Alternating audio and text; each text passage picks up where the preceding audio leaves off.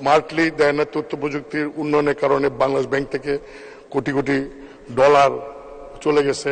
এবং শুনলাম 2-3 দিন আগে যে এই ইয়েতে সত্য মিথ্যা জানি না, মানে স্পিকার পত্রিকার তথ্য পেলাম যে আমাদের আমেরিকাতে যে আমাদের এম্বাসি সেখান থেকে স্মার্টলি এই কয়েক হাজার ডলার নাকি সেখান থেকে চলে গেছে।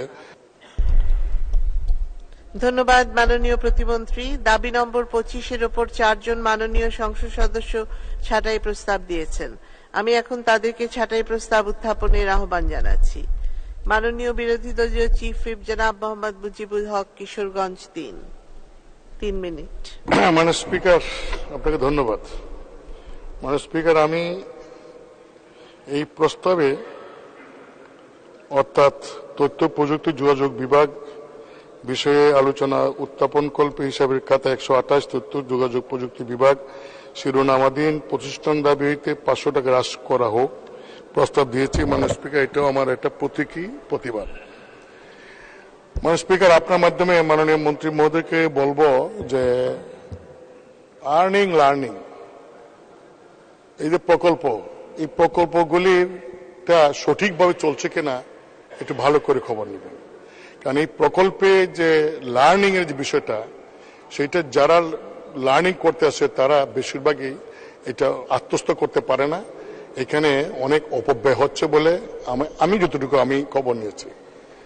তারপরে বিভিন্ন শিক্ষা প্রতিষ্ঠানে আপনাদের উদ্যোগ ভালো, যে শিক্ষা প্রতিষ্ঠানে কম্পিউটার ল্যাব দিয়েছেন, কিন্তু অনেক শিক্ষা প্রতিষ্ঠানে কম্পিউটার ল্যাব দেওয়ার পরে এটার ফলো আপ না থাকায় অনেক জায়গায় কম্পিউটার ল্যাবগুলি চলছে না, অনেক জায়গায় অব্যবহৃত হয়ে আসছে।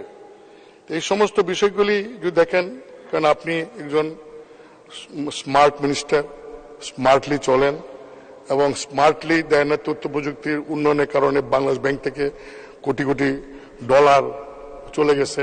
এবং শুনলাম 2-3 দিন আগে যে এই ইয়েতে সত্য মিথ্যা জানি না, মানে স্পিকার পত্রিকার তথ্য পেলাম যে আমাদের আমেরিকাতে যে আমাদের এম্বাসি সেখান থেকে স্মার্টলি এই কয়েক হাজার ডলার নাকি সেখান থেকে চলে গেছে, কয়েক মিলিয়ন ডলার। কত মারাত্মকতা! আমাদের এম্বাসি যেখানে সেই আমেরিকাতে স্মার্ট দেশে, সেখান থেকে এটা পত্রিকার খবর, সত্য মিথ্যা মাননীয় মন্ত্রী মহোদয় জানি কিনা আমি জানি না।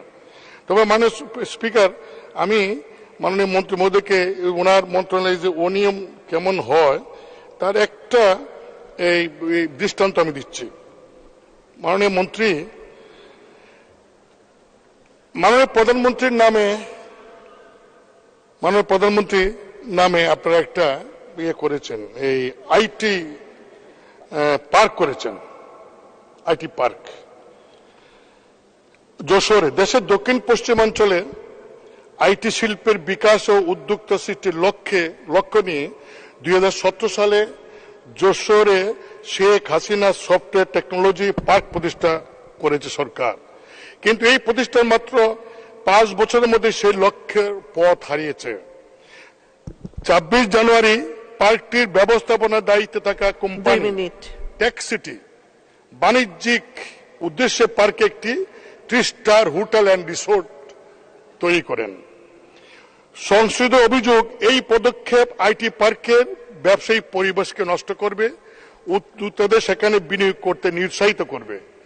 আইটি পার্কের এক উদ্যোক্তার নাম প্রকাশ না করার শর্তে দ্য বিজনেস স্ট্যান্ডার্ডকে বলেন, আমরা এখানে আইটি ব্যবসার জন্য এসেছি, এখানে শুধু আইটির লোকই থাকা উচিত, কিন্তু কর্তৃপক্ষ হোটেল অ্যান্ড রিসোর্ট খুলেছে, এখন উদ্যোক্তাদের পার্ক ছেড়ে যাওয়ার উপায় নাই। টেকসিটি তৃতীয় পক্ষ পার্কটি পরিচালনা করছে, এখানে কে থাকলো বা কে থাকলো না সেটা নিয়ে ওদের কোনো মাথা ব্যথা নাই। সরকার যদি পার্কটি সরকার নিয়ন্ত্রণ নেয় তাহলে যে উদ্দেশ্যে এটি তৈরি করা হয়েছিল তা বাস্তবায়িত হওয়া সম্ভব।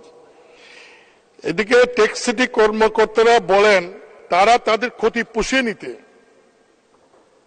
খান প্রপার্টিজের সঙ্গে অংশীদারিত্বের ভিত্তিতে আইসিটি পার্কের ডরমিটরিকে হোটেল অ্যান্ড রিসোর্টে রূপান্তরিত করেন এবং আইটি পার্ক প্রাঙ্গণে লেকের পাশে সেই রিসোর্টের অংশ নির্মাণ করা হবে। Tech city CEO Harun Rashid বলেন, আমরা পার্কটি বিদেশি ও স্থানীয় বিনিয়োগকারীদের জন্য আরো উপযোগী করে তুলতে হোটেল এন্ড রিসোর্ট নির্মাণ করছি। বাংলাদেশ হাইটেক পার্ক কর্তৃপক্ষের ব্যবস্থাপনা পরিচালক বিকর্ণ কুমার ঘোষ বলেন, আমরা এই পার্কে একটি চমৎকার রিসোর্ট করতে চাই। এখানকার লেকটি সৌন্দর্য আরো বাড়ানো হবে, লেকে স্পিড বোট থাকবে, এতে সমস্যা হওয়ার কথা নয়। এটা হলো যারা তৈরি হচ্ছে তাদের কথা। মাননীয় স্পিকার, আইসিটি পার্কে হোটেল এন্ড রিসোর্ট নির্মাণের সিদ্ধান্তের সমালোচনা করেছেন দেশের তথ্য বিশেষজ্ঞ শিক্ষাবিদরা। তারা বলছেন এটি প্রধানমন্ত্রী ডিজিটাল বাংলাদেশের স্বপ্নকে বাস্তবায়ন করবে। এভো টেকনোলজির CEO Khalid Saifullah the business টাইমকে বলেন, দেশে অনেক বিনিয়োগকারী এই পার্কে তাদের ব্যবসা চালাচ্ছেন, এটি তাদের জন্য খারাপ খবর।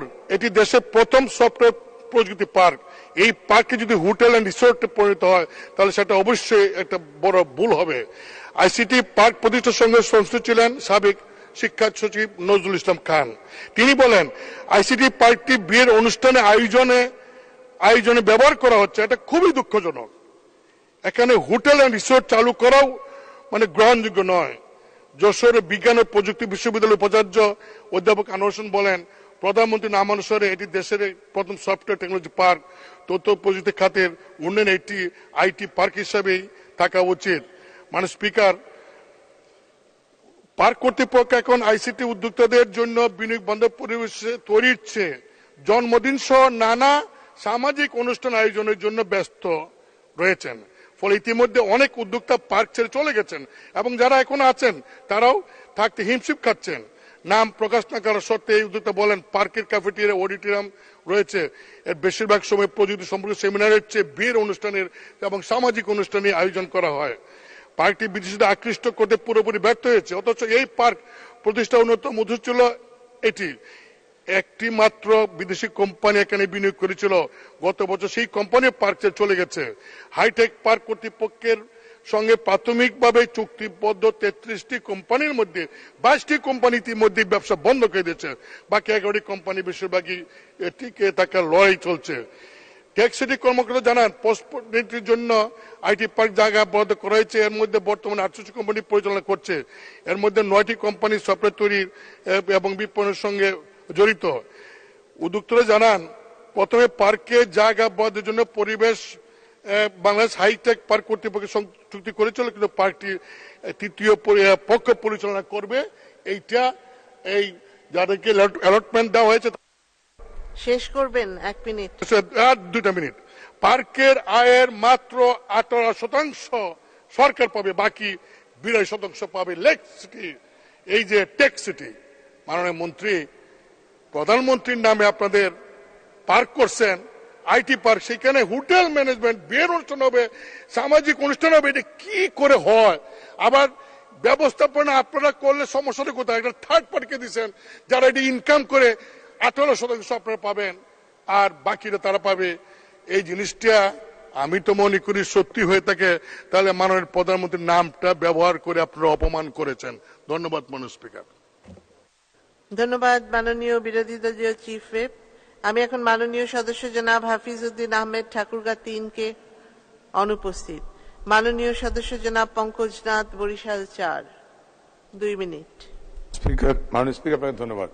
মাননীয় স্পিকার, ছাঁটাই প্রস্তাবে মাত্র 500 টাকা কমাতে বলেছি। এটা আপনিও জানেন যে সিম্বলিক প্রতিবাদটা হচ্ছে আমার মেহেন্দিগঞ্জ এবং হিজলার মানুষের পক্ষ থেকে। সেটি হচ্ছে যে মাননীয় প্রতিমন্ত্রী যদি এখনো আমার 2 ইউনোকে ফোন করে যে আদৌ হিজলা মেহেন্দিগঞ্জে ইনফো সরকার 2, 3 যাই হোক নানা নামে যে প্রকল্প ইন্টারনেটের কানেকশনটা গিয়েছে কিনা। কোনোভাবেই না, ব্রডব্যান্ডও যায় নাই, আপনার ওয়ারলেস কোনোভাবেই কিন্তু আমার হিজলা মেহেন্দিগঞ্জে এখন পর্যন্ত ইন্টারনেট কানেকশনটা যায় নাই।